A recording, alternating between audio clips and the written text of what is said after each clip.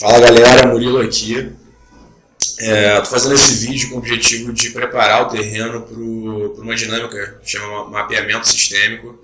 Ela tem como objetivo entender um sistema, os seus elementos e as relações entre eles, e a partir disso a gente conseguir identificar pontos de alavancagem em que a gente mexendo nesse ponto a gente pode ter mudanças sistêmicas.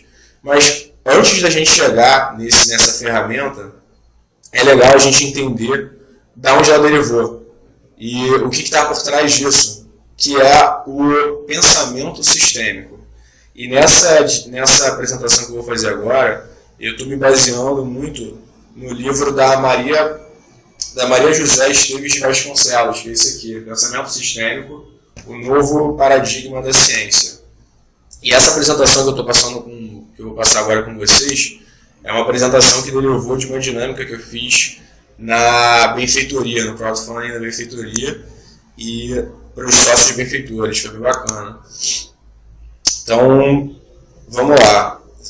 Beleza, assim, pensamento sistêmico, e quando ela fala sobre o novo paradigma da ciência. E vamos analisar o novo paradigma da ciência. O que quer dizer isso? E quais foram os velhos paradigmas da ciência? Imaginem que o que é ciência? A ciência é a forma da gente entender o mundo, a forma da gente fazer previsões, a forma de você experimentar. Então, o novo paradigma da ciência quer dizer a nova forma da gente enxergar o mundo, da gente atuar no mundo. Mas quais foram as velhas? Quais foram as antigas, as anteriores ou as em transição? Antes de abordar isso, eu queria abordar um termo que é a episteme. Episteme é um momento na história da humanidade em que a gente tem um determinado tipo de paradigma, ou seja, em determinado período da história, a gente tem uma carga de informação, um tipo de conhecimento em que o paradigma, que são os filtros que a gente tem na nossa sociedade para entender o que acontece ao nosso redor. Então, remontando a história, eu convido vocês aí para fazer um passeio na história da humanidade, começando lá no século V antes de Cristo, até antes um pouco, antes do século V antes de Cristo. Imaginem que nesse momento, né, da história, a nossa civilização entendia as coisas que estão ao nosso redor de uma forma que a gente atribuía a deuses, a entidades superiores. Só que tenta imaginar de uma forma que era essa a única forma do nosso entendimento. Então, se numa floresta um raio caía do céu e quebrava essa árvore, o responsável por isso, e a dedução que vinha a partir disso, era que um cara lá no céu, né, mais especificamente na Grécia, tinha jogado um raio e realmente fez aquilo acontecer. E essa era a episteme da época, baseada nos mitos, e ainda especificamente em relação na Grécia, no século V a.C., essa episteme foi rompida. Teve uma mudança, uma ruptura epistemológica, em que principalmente esses três caras aí, Sócrates, Platão e Aristóteles, quebraram isso. Pra vocês terem uma noção, nesse momento, o que é dito, né, é que teve a descoberta da Logos. O que é a Logos? Logos é a razão. Um pouco antes disso, ainda no século VII antes de Cristo, outros três caras que eu não me recordo o nome direito, mas eu tenho a cola aqui, Tales, Anaximandro e Anaxímenes, fizeram também a descoberta da doxa. O que é a doxa? A opinião. Só que aí, com o passar do tempo, esses três caras fundamentaram e sacramentaram essa ruptura epistemológica com a Logos. A Logos, diferente da doxa, que é a opinião, é a razão. E eu vou dar um exemplo para vocês de uma das ferramentas que esses caras inventaram, que é o silogismo. O que é o silogismo? Vou dar um exemplo que vocês vão sacar na hora.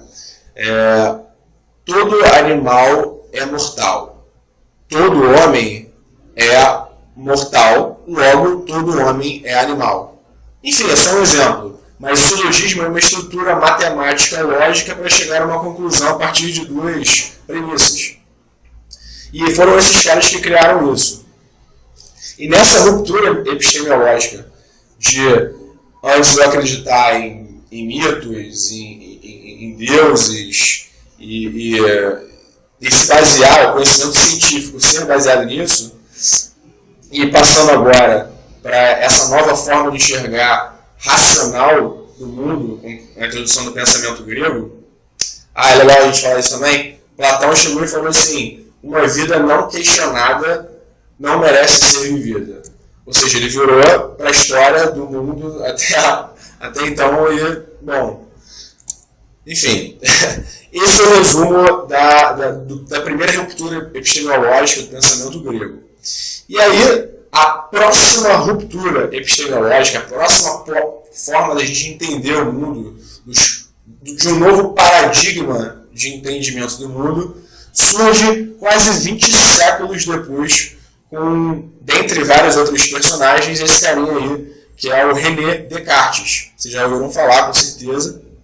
Eu vou dar alguns exemplos aqui que vocês com certeza vão associar. Por exemplo, ele foi o cara que falou a célebre frase: penso, logo existo. E isso derivou de uma incredulidade dele em relação a absolutamente tudo. Então ele duvidava absolutamente de tudo, até mesmo da própria existência dele. Só que tinha uma única coisa que ele não duvidava: da própria dúvida.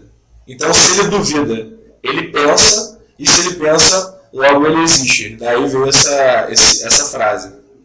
Outra coisa que ele inventou foi o sistema cartesiano. E também derivou também a forma da expressão de uma pessoa que é uma pessoa cartesiana. Ou seja, a pessoa incrédula, cética, pragmática.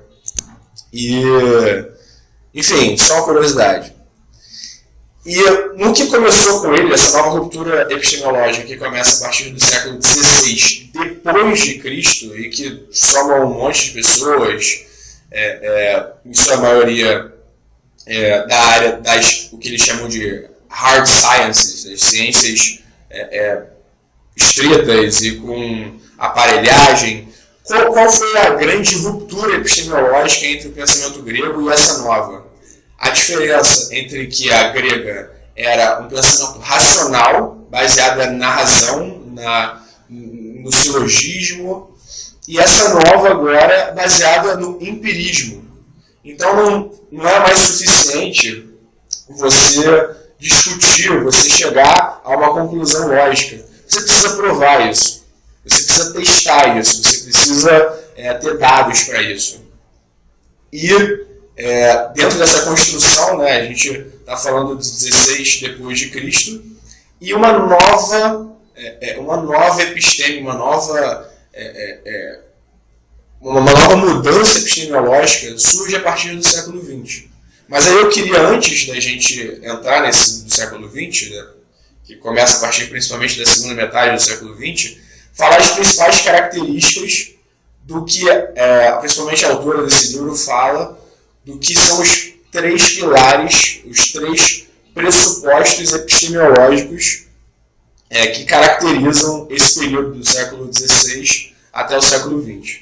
Eu vou começar com o pressuposto da simplicidade. E para facilitar nosso entendimento, vou mais exemplificar e ilustrar do que ficar explicando tintim por tintim. Mas vocês vão com certeza entender o quanto a nossa sociedade hoje em dia traz dessa forma de pensar.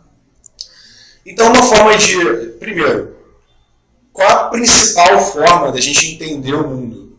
Analisar. A análise. O que é análise? Você pegar um elemento, botar ele num microscópio e você quebrar ele em partes, você entender a parte, e a parte você entende o todo. Então, exemplo, você pega uma planta no topo de um morro que coexiste com um monte de outras plantas e insetos e pássaros e vento e tudo mais, sol, etc. Você pega ela e você leva ela para dentro do seu laboratório. E você analisa ela, né, para você entender a parte, e a parte derivar para o seu entendimento do todo. As organelas, as membranas, enfim, todas as partes que eu não lembro de toda a aula de biologia. E isso acaba espirrando, né, a ciência e a forma da gente entender o mundo e essa vanguarda nesse entendimento do mundo espirra também para todas as nossas outras áreas da vida. Então, é nesse momento, nessa fase epistemológica, nesse momento da episteme, que tem as primeiras divisões entre o homem é uma coisa, a natureza é outra. Você entende o homem com as soft sciences, e você, ou seja, as ciências brandas, não sei a tradução literal, e as hard sciences, que são as aplicadas com leis fundamentais, etc. E essa forma de pensar, né, essa forma que chama o reducionismo, você pegar o todo e dividir em partes até entender a pequena parte, é o que fundamenta esse primeiro pressuposto epistemológico, que é a da simplicidade.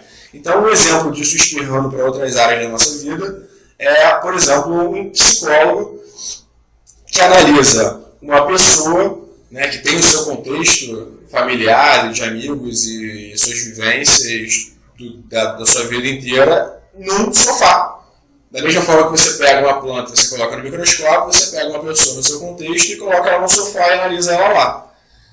E dessa forma, analisando ela, quebrando em partes, a gente fez a mesma coisa com todas as nossas áreas da nossa vida. Então, por exemplo, em outra área da ciência, que é a ciência biológica, a gente separa o nosso organismo em sistema reprodutor, sistema urinário, sistema digestivo, linfático, circulatório, nervoso, muscular.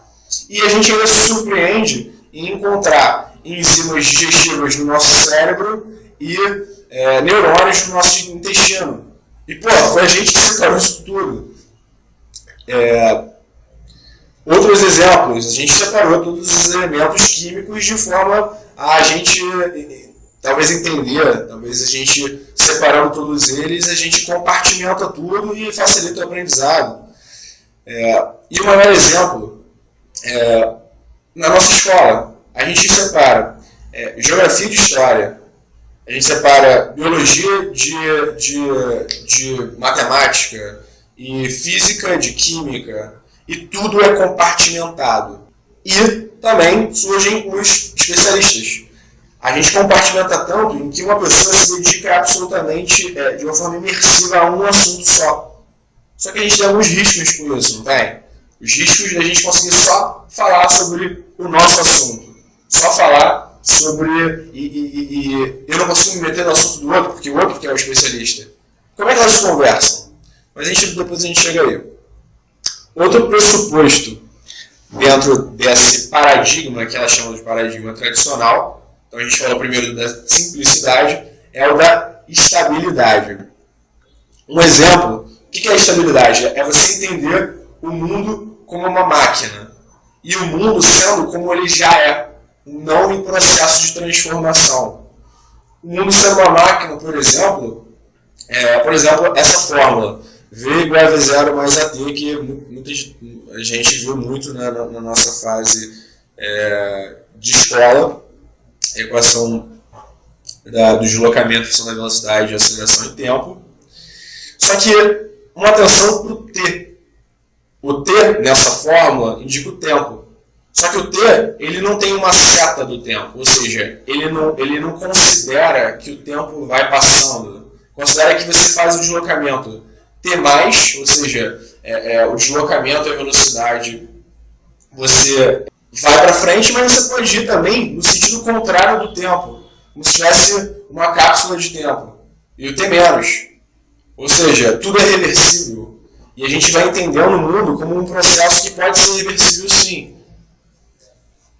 Dentro desse pressuposto da estabilidade, a gente analisa tudo dentro de normas que são a CNTP. CNTP são as condições normais de temperatura e pressão. Então, por exemplo, quando a gente estava na escola, todos os nossos exercícios, antes de a gente fazer, a gente colocava lá que a gente estava fazendo o exercício e a gente estava supondo que aquele sistema que a gente está analisando está nas CNTPs, ou seja, num máximo de estabilidade, em que absolutamente nada no mundo está na CNTP, a não ser talvez uma câmara controlada de cientista. Só que a gente está desconsiderando uma complexidade do mundo, certo? Beleza, mas depois a gente entra nisso. Outro pressuposto dentro desse paradigma tradicional é também a objetividade. O que é objetividade? Eu peguei esse exemplo aqui de um site que eu encontrei na internet. O que é um cientista? E é um site recente, eu me surpreendi também com isso. Vou explicar o porquê me surpreendi mais para frente, mas olha só. Primeiro, para ser um cientista, seja cético, duvide de tudo, questione as afirmações e as crenças. O questionamento é a base para o conhecimento. Tá, beleza. Aceite as evidências e os dados, por mais que eles possam ir contra as suas preconcepções e sua visão de mundo. Não se apegue a nenhuma hipótese ou teoria, se os dados mostrarem que ela está errada. Descarte-a imediatamente. E o que isso aqui quer dizer? O que é objetividade? A objetividade é você colocar o observador de um determinado fenômeno ou de um determinado acontecimento totalmente entre parênteses. É como se aquele observador fosse o que menos importasse. E o que mais importasse são os dados. São exatamente o que está acontecendo ali, e a sua presença lá não altera absolutamente nada daquilo. E você é um cara que fielmente consegue extrair tudo de lá e não é influenciado por absolutamente nada na sua vida. E essa forma de pensar, ela também respinga para as nossas outras áreas da vida. Então, por exemplo, o jornalismo. O jornalista que é a pessoa factual, é a pessoa que olha para um determinado acontecimento e reporta só e unicamente o que aconteceu lá, para que o leitor, sim, chegue nas suas próprias conclusões. Eu até questiono um pouco esse termo impessoal. Como é que você se torna impessoal? Você deixa de ser uma pessoa? O que você vira, então? E você está lá observando. O fato de você observar também não altera nada naquele contexto? Pois é. E aí, o que acontece dentro dessa questão? Então, acabei de falar agora do paradigma que a gente considera tradicional. E fazendo uma recapitulação rápida, a gente falou do paradigma, que é um paradigma que eu coloquei aqui como um mito, né? O paradigma mitológico. Né? Depois a gente, em volta desse, tem o pensamento do grego, e depois dele o tradicional, o paradigma que eu acabei de mencionar. E esses paradigmas englobam uns aos outros. E toda vez que você rompe essa episteme e passa para a próxima forma de você enxergar o mundo, o próximo paradigma, o nome disso é ultrapassagem. E a ultrapassagem não quer dizer que você ultrapassa o velho e fala, pô, não uso isso mais para nada. Não. Imagina o seguinte, beleza, o primeiro paradigma, a primeira episteme, o paradigma é o do mito. E o segundo é o do pensamento grego. O que acontece? O cara do pensamento grego enxerga com clareza a forma que ele entendia antes. E a forma que ele entendia antes está na caixinha de ferramenta deles ali. Só que ele enxerga de uma forma diferente agora no mundo. E da mesma forma, Descartes e esse novo paradigma tradicional é a mesma coisa. Não quer dizer que você descarta as ferramentas anteriores. Quer dizer que agora você tem uma visão diferente sobre elas. E quando que acontece isso? Quando que você rompe uma episteme e parte para outra? Quando você rompe um paradigma e você se insere em outro paradigma? Quando a ciência encontra barreira nela mesma. E uma das principais barreiras que a ciência encontrou, né, principalmente nessa questão da objetividade, foi essa questão aqui que está agora na tela, que é a dualidade onda-partícula. O que é isso? Imagina que, beleza, é até um pouco, assim, eu falando sobre objetividade, você como cientista observando, pegando só dados, parece natural, porque afinal foi a forma que a gente foi ensinado. E tudo ou é isso, ou é aquilo. Não existe sendo duas coisas ao mesmo tempo. Pois é. E aí teve esse experimento. O que é esse experimento? Um feixe de luz, ele pode se comportar dependendo da forma que ele é observado, ou seja, dependendo do observador, ele pode se comportar ou como uma partícula ou como uma onda. Ou melhor, o que isso quer dizer? O feixe de luz ele pode ser uma partícula e uma onda. Uma onda. Cara, os caras surtaram nisso. O pressuposto da objetividade do paradigma tradicional foi totalmente abalado. Então, a ciência que encontrou barreira nela mesma tem que começar a se reinventar, dados novos pressupostos epistemológicos. Então, momento clichê aqui. Vou até beber uma água antes. Momento clichê. Nós não vivemos hoje, agora, nesses últimos, 70 anos, numa era de mudanças. Nós vivemos numa mudança de era. Nós vivemos agora numa época em que antes a gente enxergava um mundo simples, de uma causalidade linear, em que um fato 1 gera o fato 2, e que gera o fato 3, e que gera o fato 4, em que o anterior que causava os seguintes, e não o último foi o que provocou os anteriores, para um entendimento em que está tudo se influenciando. Que está tudo... É a teoria do caos, é a borboleta que bate a asa na China e faz um furacão nos Estados Unidos, é uma empresa que entende as suas inter-relações, e surge um novo pressuposto, um novo paradigma. Isso é muito interessante também, a complexidade que é crescente nos elementos que estão presentes no nosso mundo, as empresas cada vez mais complexas, as variáveis cada vez mais complexas. E aí, o novo pressuposto, a complexidade. Então a gente tem agora a simplicidade versus a complexidade. A ferramenta da análise, ou seja, a quebra do todo em partes para entender a partir da parte o todo, para a complexidade, que é a forma de você entender o todo holisticamente, sabendo que a soma das partes não é igual ao todo. Pode ser mais ou pode ser menos. Isso parece um pouco abstrato, mas pensa no seguinte, um sistema de uma fábrica, por exemplo, tem 3 mulheres. Então as 3 mulheres, se for num pensamento simplificado, você olha as 3 mulheres trabalhando e cada uma produz uma peça de roupa. Então ao todo, depois de um mês, elas produzem 3 peças de roupas, porque a soma de cada uma das partes é o todo. Só que a gente está dispensando vários fatores de complexidade. Vou inserir um deles, por exemplo, a conversa. A conversa entre elas pode ser um fator que pode ser que as partes seja mais do que o todo ou seja menos que o todo. Por exemplo, no menos que o todo, elas podem conversar o dia inteiro.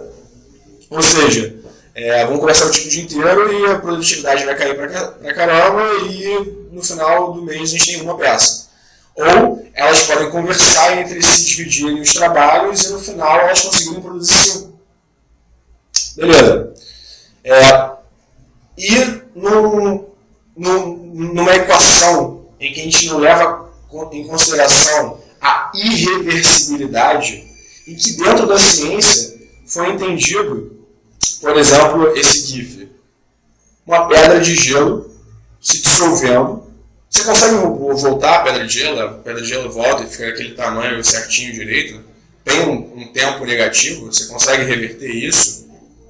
E esse princípio da pedra, eu não vou entrar muito em detalhe em relação a isso, mas o que quebrou uma das coisas que começou a dissolver esse pressuposto da estabilidade foi a entropia. Entropia é o grau de desorganização das moléculas. E isso tudo partiu da segunda lei da termodinâmica, etc. Mas, enfim, isso foi quebrado, esse limite foi encontrado dentro da própria ciência. Como explicar que o tempo não volta atrás? É até meio difícil entender isso, né? E também a nossa forma de entender o mundo, né? Será que a gente consegue voltar ao que a gente está fazendo agora? O mundo está em processo de se tornar algo, ou ele já é e não é mutável, a gente consegue voltar no tempo às coisas que a gente está fazendo agora? E aí, o novo entendimento é o da instabilidade. Sabendo que o mundo está num processo as coisas estão mudando aqui, o oceano está ficando agora mais ácido, e essa acidez provoca outras coisas, ou seja, o mundo está se transformando. E o da objetividade, a gente olha, né, um jornalista que olha um fato e acha, né, e extrai somente a informação para que o leitor faça suas suposições. Só que agora, como por exemplo a dualidade onda-partícula, a gente entende que o observador na verdade altera o fato observado. O observador ele não está separado do objeto que ele está observando. Então, não existe uma realidade. Não existe a realidade. Não tem mais como a gente simplificar o mundo, entendendo que por trás de tudo que a gente olha ao redor do nosso mundo, dessa complexidade que a gente enxerga, e por trás de tudo isso tem as leis fundamentais, as leis naturais que regem tudo. Na verdade, o que esse novo paradigma da ciência diz é que existe a intersubjetividade. E o que isso quer dizer? A intersubjetividade é uma realidade particular de cada um. Eu tenho a minha realidade e você tem a sua realidade, que é subjetiva, é sua. E a gente constrói junto a nossa realidade, a nossa interrealidade. Por isso a intersubjetividade. E cara, por que isso pira tanto? Porque a gente agora passa a entender que a visão do outro não é certa ou errada. É a forma de entender dela, da realidade dela, levando em consideração a complexidade dela. E um mundo que é instável. Bom, esse é um resumão do que está antes do pensamento sistêmico, até a gente chegar nos principais pilares do pensamento sistêmico. Então, antes a gente tinha um mundo em que, antes não, a gente ainda tem, a gente está no processo dele, isso vem sendo discutido a partir da segunda metade do século XX, 1950 para cá. E vem nos dando ferramentas cada vez mais importantes para a gente levar em consideração toda essa complexidade que a gente vive hoje. Cada mais elementos vão sendo adicionados dentro do nosso mundo, e a nossa evolução, que antes a gente enxergava como linear, ou seja, em um determinado momento do tempo a gente olhava para trás dos 10 anos atrás, e à frente da gente projetava os mesmos 10 anos. Quanto mais elementos vão interagindo dentro desse nosso novo sistema, mais ele muda. Então o gráfico não é linear, o gráfico é exponencial. A gente lida com cada vez mais elementos. Então, ao invés de a gente olhar parte para entender o todo, a gente entende o todo dentro da sua complexidade. Ao invés de a gente olhar a planta dentro do laboratório pelos olhos de microscópio, a gente entende a planta dentro do contexto dela, interagindo com todos os elementos que lá estão. E o que passa a ser mais relevante, ao invés do elemento, são as relações dele com o seu ambiente, com o seu sistema. E é legal também falar o que é um sistema no ponto de vista do pensamento sistêmico. Um sistema é a interação entre as partes, em que cada parte tem uma função e que juntos elas executam um objetivo maior daquele sistema. Então, o mais importante de um sistema são as relações e não os elementos em si. E, bom, isso aí tudo eu falei com o objetivo da gente inserir, preparar o terreno por um mapeamento sistêmico. Foi algo que eu primeiro tive contato no programa que eu fiz da Unschool of Disruptive Design. Essa é uma fotinha, inclusive vocês vão ver que eu estou com o mesmo casaco que eu estou agora. E assim, eu queria falar também um pouco assim, do mindset para a gente fazer essa dinâmica. Então, por exemplo, essa foto que vocês estão vendo agora é um mapa sistêmico. E a gente olha e fala assim, caramba, que confusão, que bagunça. Mas aí a gente entra nos mindsets. A primeira coisa de todas, a gente precisa aceitar a complexidade. A gente precisa abraçar a complexidade, porque a gente vive num mundo complexo, de multi-interações, de relações entre absolutamente todas as áreas da nossa vida. A gente não está falando mais de um especialista sentando com outro especialista, numa mesa em que tem um monte de especialista e que é uma relação multidisciplinar.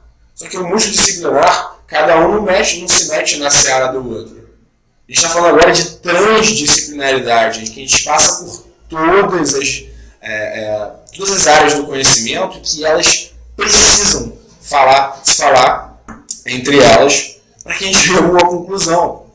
Lembrando que não existe uma realidade. Existe a intersubjetividade, a subjetividade e a observação de cada um de nós. E essa dinâmica, ela não é sobre o destino, não é sobre o mapa. Lembrando que o mapa não é uma realidade. O mapa é um entendimento daquele grupo sobre aquela inter-realidade de cada um. Então não é sobre a jornada, não é sobre o destino, é sobre a jornada e o processo que ela vai gerar. É muito interessante que a gente entenda também que existem vários métodos de mapeamento sistêmico. E quanto mais pessoas com pontos de vista, com backgrounds, com as suas diversidades, suas singularidades, tiverem para iterar nessa dinâmica de mapeamento sistêmico, mais rico é o mapa. Aqui são só alguns exemplos dos vários mapeamentos sistêmicos que existem. Eu peguei isso num site, eu posso fazer depois a referência a ele. Então, beleza, assim, retomando algo que eu falei nos primeiros segundos do vídeo.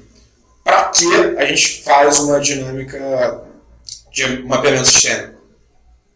Primeiro, como eu falei, não é sobre o destino, é sobre o processo. O que a gente quer com isso é encorajar a gente, ao invés de olhar o elemento e discutir sobre o elemento, a gente ter uma visão ampla sobre aquele sistema que a gente está abordando.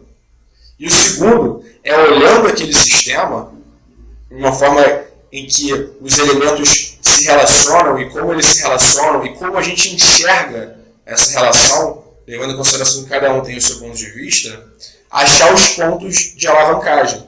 A exemplo de um nodo dentro desse sistema que tem a maior relação, a maior conexão com os outros pontos, provavelmente aquele ponto pode ser um ponto de alavancagem que, se eu fizer uma mudança, vai acarretar uma mudança sistêmica no sistema inteiro. Alguns cômodos em relação ao mapeamento sistêmico. Primeiro, isso é uma proibição boba, mas é legal a gente falar. É proibido falar não. Por que é proibido falar não? Porque o seu não quer dizer não para você, não pode ser sim para outra pessoa. Se eu tenho uma visão, ela é minha. E a outra pessoa pode discordar de mim e isso é ok. Mas na construção, na convergência dos pontos de vista, que a gente acha alguma coisa interessante. Então, vamos colocar isso como não. A gente não pode fazer, não pode desdizer o coleguinha. Outra coisa, a intuição vale. Isso foi uma das coisas que eu aprendi lá na Unschool. Se você acha que aquilo faz sentido naquele mapa, não existe certo e errado. Não existe realidade. Então a sua intuição vale sim. E coloca no mapeamento sistêmico. Então logo pensa menos e joga mais as informações. Depois você vai ver o que vai emergir a partir daí. Beleza? Então eu quero encerrar aqui, porque já está ficando muito longo, mas vale a pena você ver tudo. Estão aqui meus contatos, caso você tenha interesse em discutir mais sobre isso. Lembrando que eu não sou um expert, estou aprendendo constantemente em relação a esse tema. E se você tiver a fim de aprender mais e aprender junto sobre isso, me manda um e-mail ou me dá um alô no WhatsApp. Valeu? Beijo!